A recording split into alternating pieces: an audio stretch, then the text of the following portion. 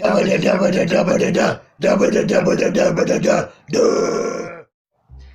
everybody, this is your lovely horror nerds back at it again with Nathan, Daniel, and we are coming at you again with another movie with dolls in it from the 1980s, appropriately called Dolls. Roll the poster. Now back in the day when Danny and I were kids, they didn't mess around whenever it came to childhood movies. We had movies like Witches and Legend and just a bunch of really brutal, grim-style fairy tales that would teach kids lessons like don't go outside and get kidnapped by strangers when your parents aren't looking, or don't go into random people's houses, or don't go running through the forest, you might get eaten by something. We were kind of made a little bit more of tougher stuff. A lot of our old fairy tales actually came from Grimm's fairy tales, but they were all based off of European lore. This particularly being one of those styled movies. This comes to you from a director, Stuart Gordon, who you might also know as one of the buffs of the Reanimator and beyond, along with a couple of other H.P. Lovecraft-inspired movies. Sure. This movie feels like he kind of geared it towards his kids as a kind of a cautionary tale. We follow our main protagonist, who's actually a little girl in this movie, played delightfully by Carrie Lorraine, who you might know from Alf, or potentially a character that I just can't remember from Poltergeist 2. She apparently played one of Kane's kids. Creepy movie, that. Yeah. But she's got one of those familiar faces where you can't quite place her, and, well, quite frankly, we couldn't either. Parents, who are the other two characters that pop up at the beginning of the movie. Ian Patrick Williams. And Stuart Gordon's wife. Polly Pocket says, die, bitch. Ironically enough, though, Stuart Gordon seems to write in some moment and point in time in every movie that she's in where he's just gotta get rid of her. He wants to kill his wife so bad. But she does play kind of like evil hag rather well. She does nice for a bitch. So they're on a European vacation and stumble upon this house because they get stuck out in the middle of the road during one of the longest nights of the world, as they put it. Our characters come across this old Victorian-style house, which is out in the middle of nowhere, and they are trying to get in. They knock on the front door, nobody answers, so they sneak in the back. They are appropriately greeted by the old couple who lives there with a shotgun. They don't mind guests, but usually they use the front door. They tell them about how the front door was locked and nobody was answering, and the little girl vouches for them. Now, this is where you know there's something up with them, that they don't take the parents' word for it, but the child. Yeah. However, they are a lovely couple and seem to be, you know, rather nice. And they explained how the husband's a doll maker. Yeesh. And he's got all of these dolls all over the house. All over the house. I know.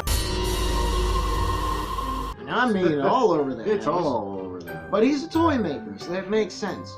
Yeah. And he spends a lot of time with his wife, not really being a part of the modern world. Understandable if you live out in the middle of bumfuck nowhere and you got a pretty mouth of Europe. Yeah. But no big deal. I mean, they're lovable enough. So we end up running into a couple of additional characters, delightfully played by the remainder of our cast. We have Stephen Lee, who plays Ralph, who is one of the only characters you're going to give a shit about in this movie. Her name, Bunty Bailey was one of them. who you might actually recognize from an AHA video back in the day. Take on me. Take on me, take me in. Anyway, I messed up my eyes. The Take On Me video. It's one of the only things that we can honestly find that she has any claim to fame on.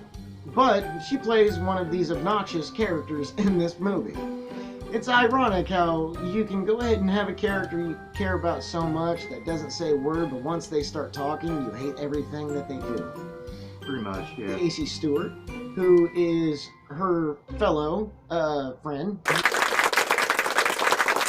who happens to come in with dear old Ralph out of the storm, who additionally got their vehicles caught in the mud. So, as they spend the night, progressively, things get weird. Little chirping voices seem to come out of nowhere, and this little girl keeps trying to explain to her parents how elves live in the house. And the old man that owns this place told her a lot of tales about how the little people can live wherever they want to. Yep. Well, they do. Now, I don't want to give too much away about this movie, but this is definitely worth a freaking view. You can find it on Tubi. It is absolutely free. All you got to do is download the app. Yep. Look up the name, Dolls. This movie takes you on a dark fairy tale of what it would potentially be like to have Toy Story, but it made during the 1980s by somebody who absolutely loves Toy Story horror. with blood. Toy Story with blood. Go check it out. It's absolutely awesome. We adore it. And it is a severe feeling of... There's nothing but atmosphere throughout this whole movie. A lot of it, like I said, takes a lot of cues from the Grimm's fairy tales. And you get the sense of dread, while at the exact same time getting the same feel of being a kid again. Sure. Especially if you grew up in the 1980s.